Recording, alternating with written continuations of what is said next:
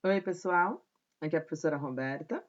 Mais uma aula de biologia e tema de hoje, sistema respiratório. Todas as células do corpo, tá? Do corpo humano, a gente está estudando apenas o corpo humano, executam o que a gente chama de respiração celular. Esse processo, você vai lembrar, ele ocorre dentro da mitocôndria, certo?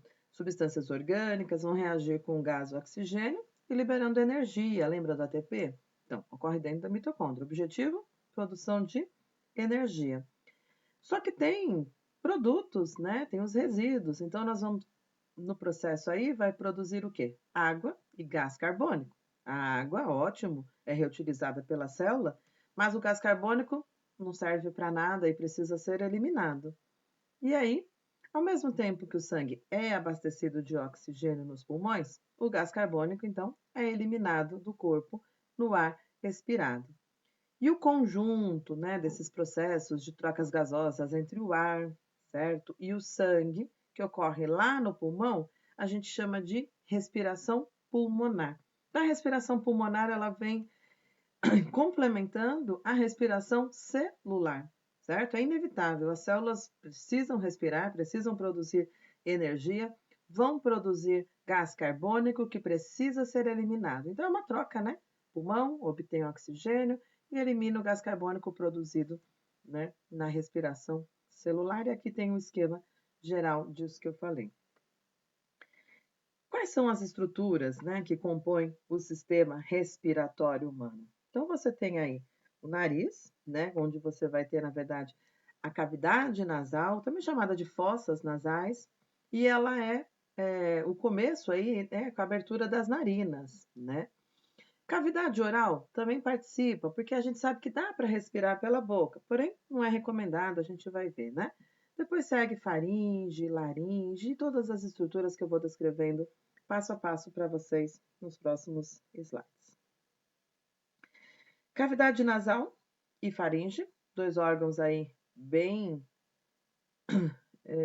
ligados, né? Então, a cavidade nasal começa nas narinas e termina na faringe, como está mostrando essa imagem aí.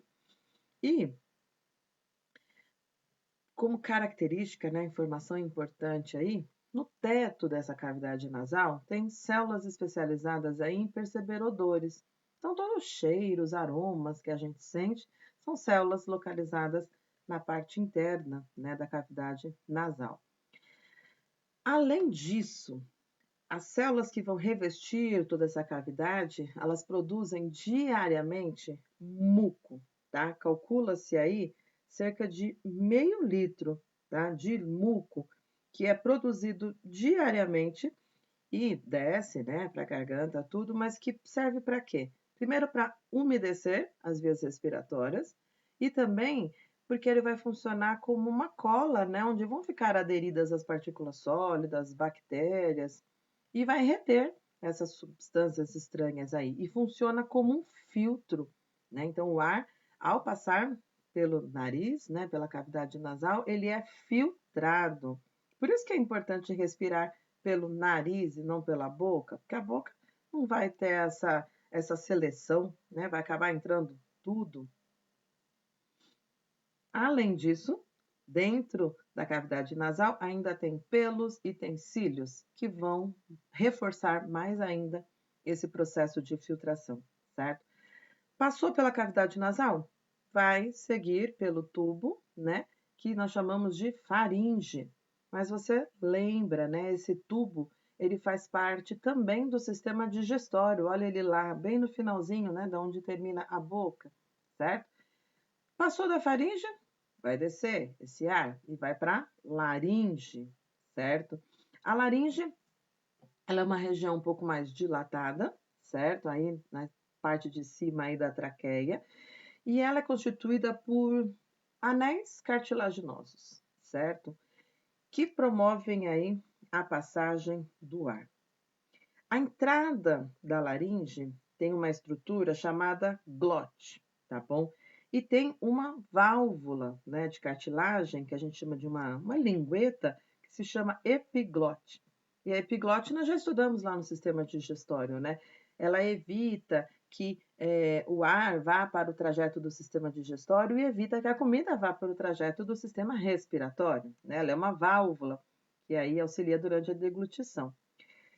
Como característica importantíssima da laringe, internamente nós vamos ter as pregas vocais. Anteriormente elas eram chamadas de cordas vocais, tá? Mas elas passaram aí por uma atualização na nomenclatura e chamamos de pregas vocais. E elas fazem o quê? Produzem som, né? Quando o ar sai dos pulmões, né? Ele passa e vibra essas pregas e vão promover aí os diversos sons que nós somos capazes de produzir, certo? Então aqui nessa imagem você vê a epiglote, certo? Que ela é uma cartilagem, uma válvula que se movimenta para fechar a passagem quando vai passar o alimento, abre para passar o ar, e as cordas, as pregas, olha aí, pregas vocais, aí abertas e fechadas numa vista lateral e vista frontal. Passou da laringe, o ar tem que seguir em direção ao pulmão e vai para a traqueia, tá? A traqueia, ela é um tubo de mais ou menos 1,5 centímetro de diâmetro e 10 de comprimento, também com paredes reforçadas por anéis cartilaginosos. Se você colocar a mão, né, passar a mão pela garganta na parte da frente, assim, você consegue sentir esses anéis, tá? E esses anéis cartilaginosos, nesse reforço de cartilagem, ele tem como função aí permitir que essa traqueia fique sempre aberta, certo? Para que o fluxo de ar seja sempre contínuo, tá? Tanto em direção ao pulmão, como do pulmão para o meio externo, tá?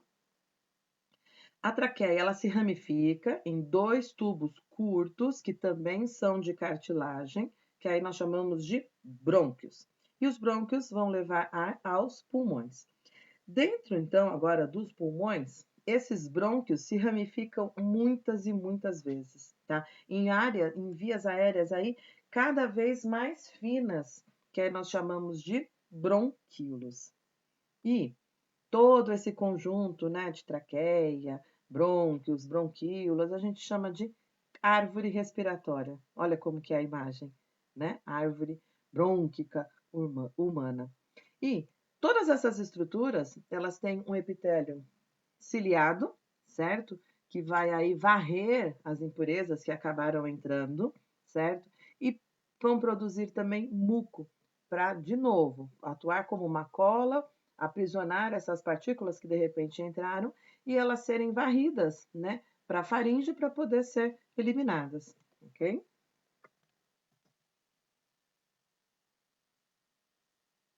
Agora, esse ar dentro do pulmão agora, né? Então, quem é o pulmão? Quem são esses, né, pulmões? São 2 órgãos esponjosos com aproximadamente 25 centímetros de altura e mais ou menos 700 gramas, que estão localizados no interior da caixa torácica.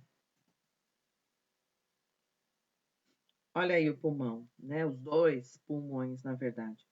O pulmão direito, ele é ligeiramente maior do que o esquerdo. Você vê aí o encaixe do coração, né? Então, tem um pouquinho dessa perda, né? Desse espaço. E o pulmão direito, ele está dividido em 3 partes, que a gente chama de lóbulos, tá? E o pulmão esquerdo tem apenas 2 lóbulos. Os pulmões, eles estão envolvidos aí por membranas, tá? 2 membranas que nós chamamos de pleuras. A pleura interna, que está aderida aí na superfície do pulmão, e a pleura externa, aderida à parede da caixa torácica. Entre as pleuras, nós temos aí um espaço pequenininho, né? Um espaço bem estreito, que tem um líquido dentro, tá? Uma fina camada líquida que permite que uma dessas pleuras deslize sobre a outra, tá? Durante os movimentos respiratórios que a gente vai ver um pouquinho mais para frente, tá? O pulmão, você vai lembrar, né? Ele se enche de ar, ele esvazia, então precisa ter essa resistência, né? E esse deslize de movimentos seja bem suave. Então, esse líquido entre essas pleuras facilita bastante, né?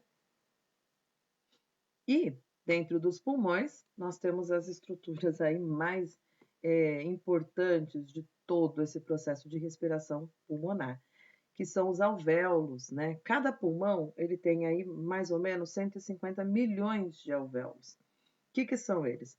São minúsculas, tá? Bolsas de paredes muito finas, que são formadas por células, apenas uma camadinha de células, que recebem o ar que chega dos bronquíolos. Os alvéolos, eles estão recobertos, né? Em volta deles sempre tem muito capilar sanguíneo. Lembra que o capilar sanguíneo é aquele vaso sanguíneo mais fininho, né? Com a parede mais fina, para permitir trocas gasosas, né? Passagem de nutrientes. Então, tanto a parede do alvéolo quanto a parede do capilar, extremamente finas para facilitar essa difusão, essa troca, né, de gases entre pulmão e sangue. E aí esse processo nós chamamos de hematose. Então, hematose é essa troca de gases entre pulmão e sangue, ok? E aí nós temos a representação, né, dessas bolsas, né, que são esses alvéolos onde termina, né, a terminação de todos os bronquíolos, certo?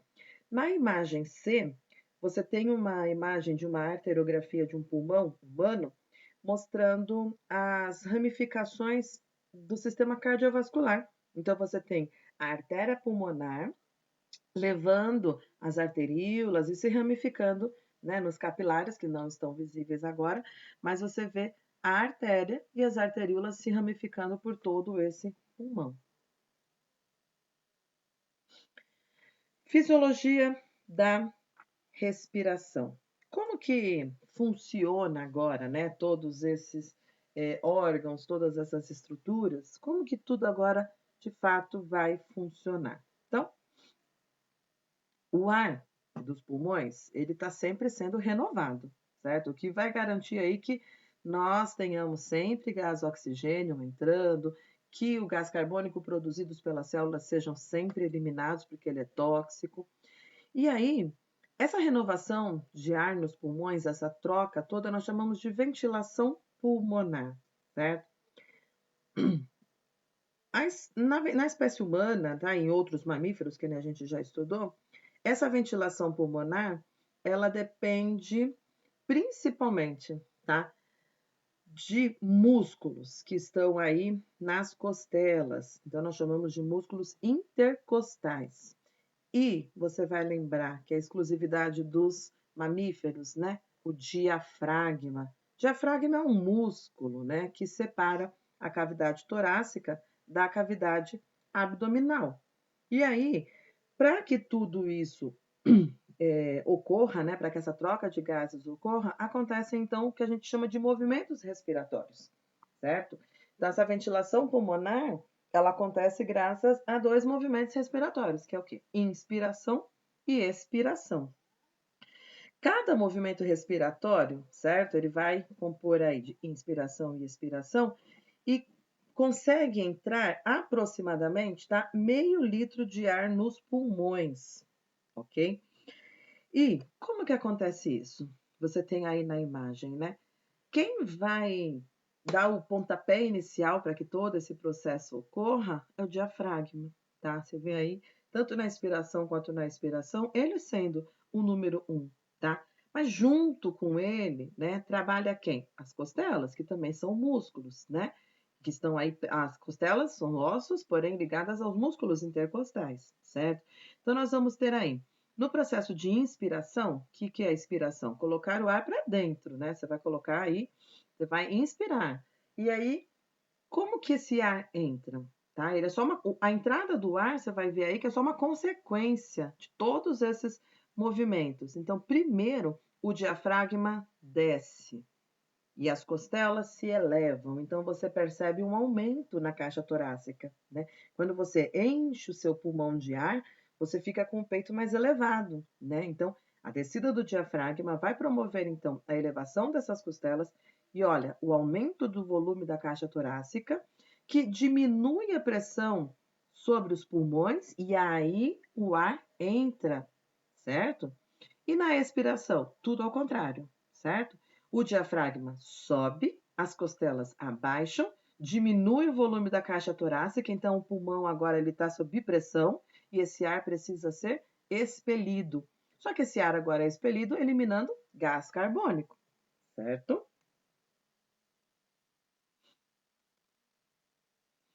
Quem controla esses movimentos respiratórios, né? Então, vamos lá. São os centros nervosos localizados no bulbo e na medula espinhal. Partes do sistema nervoso que a gente vai abordar mais para frente em outras aulas, né? Então, tem uma imagem aí mostrando a localização desse controle, né, do sistema nervoso, certo? E como que é feito isso, tá? Porque assim, até certo ponto a gente consegue controlar, né? Você fala assim, vou prender a respiração.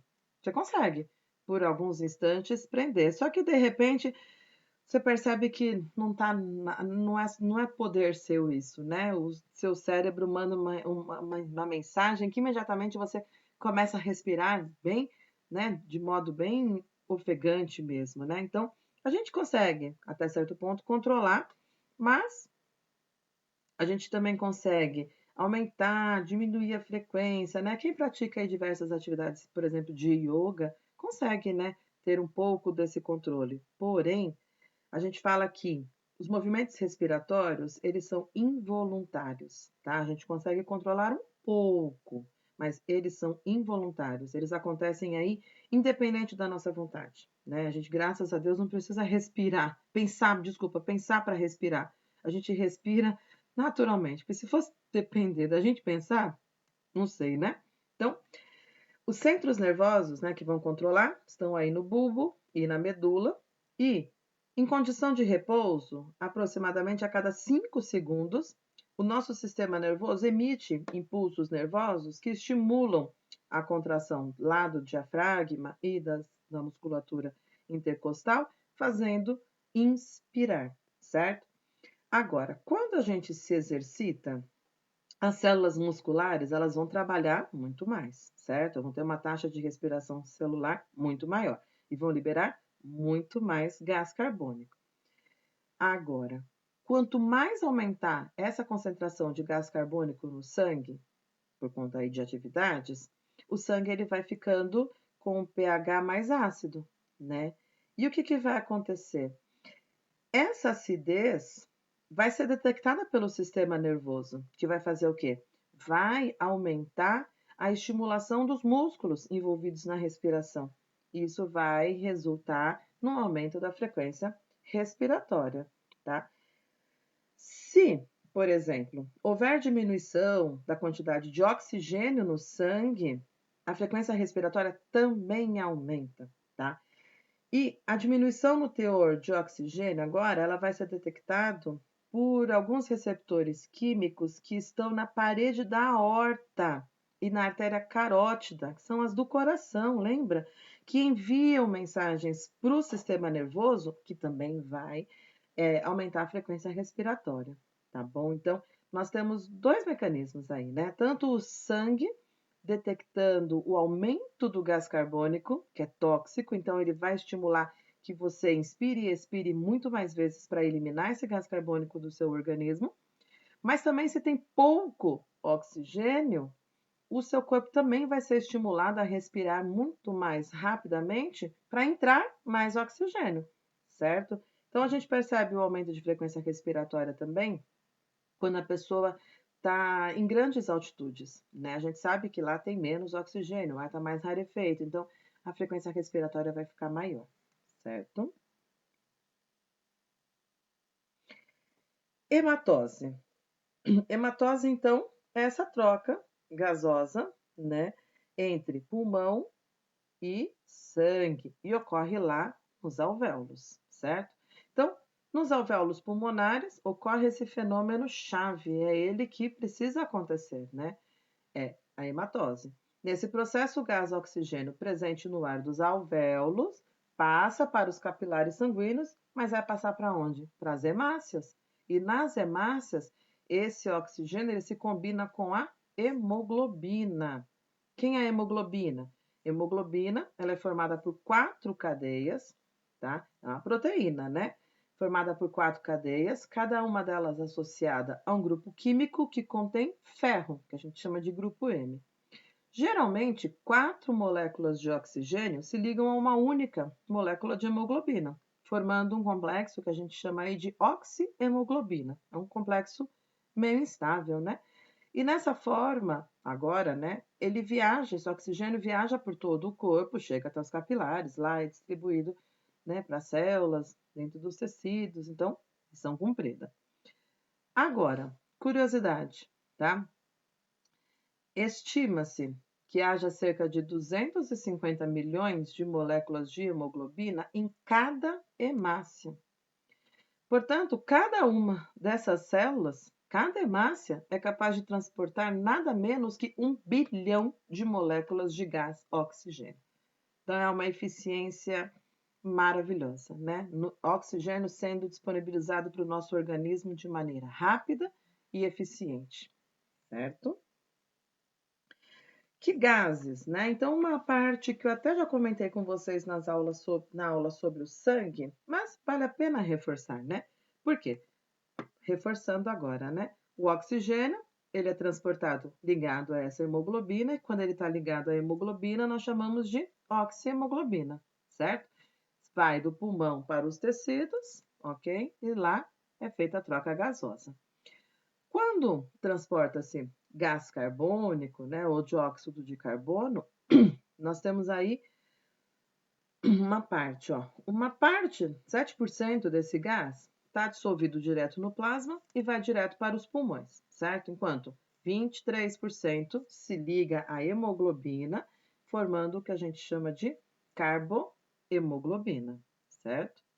Agora, no entanto, a maior parte do gás carbônico, 70%, né, porque você tinha ali 23 e 7, ficou faltando uma parte, né? Vai ser transportado na forma de íons bicarbonato, certo? E aí, olha só, aqui uma representação, né, de como que é feito esse transporte de gás carbônico aqui na hemácia, né? Mais uma parte também que é transportada nessa forma de íons bicarbonato, certo? Esse 70% que reage com a água no interior das hemácias vai formar ácido carbônico, que vai se dissociar em os íons H+, e os íons bicarbonato. Toda essa reação ela é catalisada por uma enzima chamada anidrase carbônica. Os íons H+, associam-se às moléculas de hemoglobina, enquanto os íons bicarbonato saem das hemácias e vão para o plasma sanguíneo, onde contribuem para controlar o grau de acidez do sangue. Ao passar pelos capilares dos alvéolos pulmonares, esses íons bicarbonatos do plasma entram novamente nas hemácias e se reassociam aos íons H+.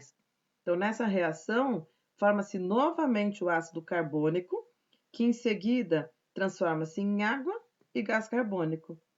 Que esse gás carbônico agora vai se difundir para o ar, certo? O ar alveolar, e é eliminado na expiração, ok?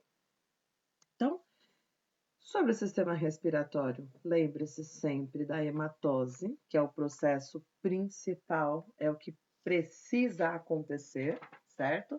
Então, e ocorre lá nos alvéolos, e essa troca gasosa, importantíssima, ok? Então, eu fico por aqui. Até a próxima, pessoal!